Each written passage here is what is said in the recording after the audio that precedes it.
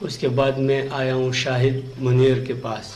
شاہد منیر کو میں نے کہا کہ اس طرح چیز میرے پاس آیا ہوا ہے تو اس کو آپ سنبھال کے رکھے. اس نے کہا ٹھیک ہے، میں اس کو اپنے ساتھ دکان پہ رکھتا ہوں. اس کے بعد جب کچھ دن گزر گئے، مجھے میسج آیا کہ 2-3 دن میں آپ کی طرف ایک بندہ آئے گا افغانستان سے.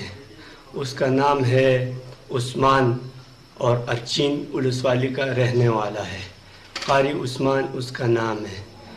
جب پھر اس میں 2-3 دن بعد صبح کا ٹائم تھا، میرے ساتھ رہا، میسج ہوا. میسج میں ایک تصویر جو 26 نمبر سٹاپ میں پاکیزہ ہوٹل میں بیٹھا تھا، اور اس نے اپنا تصویر یوں نکال کے، جب میں نے پہچانا کہ یہ تو فلانی جگہ ہے، میں وہاں پہ آیا ہوٹل میں، اس کو اٹھا کے اپنے ساتھ لے کے گیا. 1 دن 2 دن میرے ساتھ رہا. گھر والوں نے کہا کہ یہ کون ہے؟ میں نے کہا کہ مہمان ہے، تو 1-2 دن میں یہ چلا جائے گا. پھر وہاں پہ میرے پاس جگہ نہیں تھا، ادھر سے میں نے لا کے شاہ منیر کے حوالے کر دیا. شاہ منیر کے پاس 1 دن 2 دن رہا. شاہ منیر نے پھر مجھے کہا کہ یار میں تو کام پہ جاتا ہوں اور یہ اکیلا گھر میں ہوگا، میرے بچے ہیں، تو اس کے لیے کوئی جگہ ڈھونڈتے ہیں. اس کے بعد شاہ منیر کے چاچو کا بیٹا محمد زالی نے اس کے لیے محمد علی سے کمرہ کرایہ پہ لیا 4000 روپے. وہاں پہ یہ رہتا تھا. ٹھیک ہے، ہوٹل پہ آتا تھا، کھانا پینا کر کے واپس وہاں.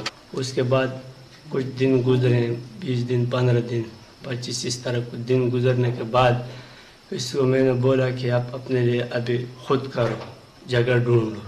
پھر ایک دن جمعہ والے دن تھا، عصر کا ٹائم تھا. محمد زالی نے مجھے کال کیے کہ آپ ادھر آ جاؤ. جب میں آیا تو اس نے مجھے کہا کہ اس نے ایک جگہ دیکھے جیل 1 کچہری کے پاس.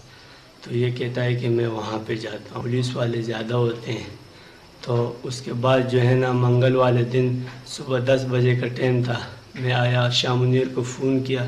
اس نے مجھے جیکٹ اٹھا کے سیدھے کیا، اور شاہ منیر میرے ساتھ تھا اور محمد زالی.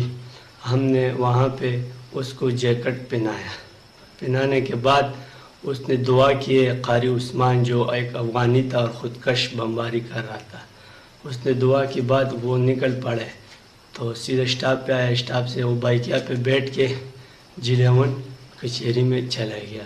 پھر ہمیں 1 بجے پتہ چلا کہ اس نے خودکش بمبار کر دیے.